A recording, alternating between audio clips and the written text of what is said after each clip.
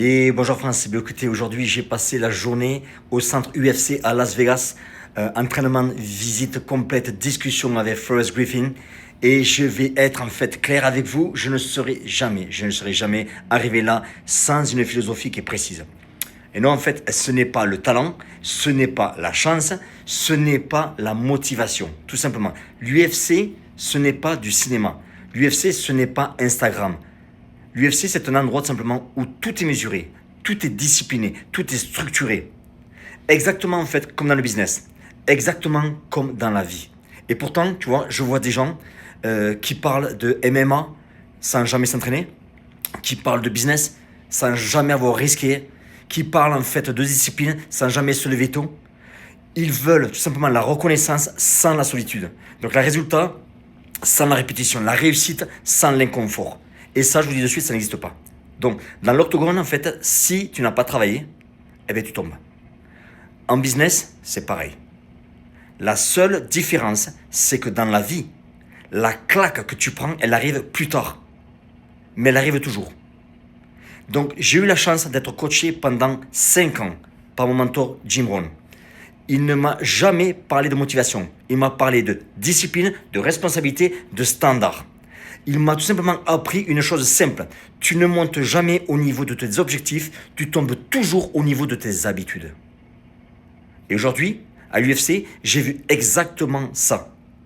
Donc, je ne suis pas là pour citer Jim Rohn, mon mentor. Je suis là pour être la preuve qu'il avait raison. Sur cette chaîne, je continuerai à dire ce que je pense. Je ne changerai pas.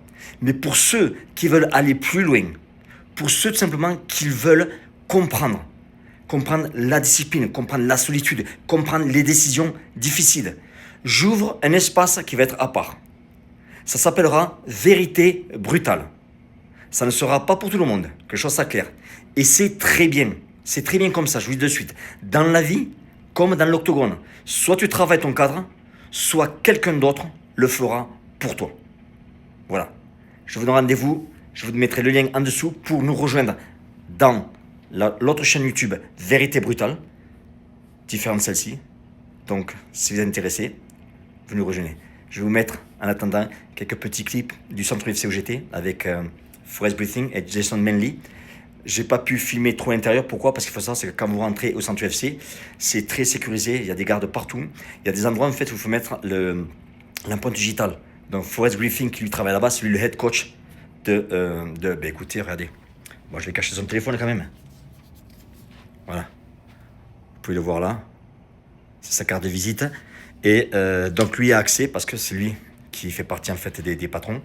Et j'ai vu des choses, en fait, c'est incroyable. Je comprends pourquoi en fait vous n'avez pas le droit de filmer à l'intérieur. Voilà. Je vous mets quelques photos. Je vous embrasse. Ciao.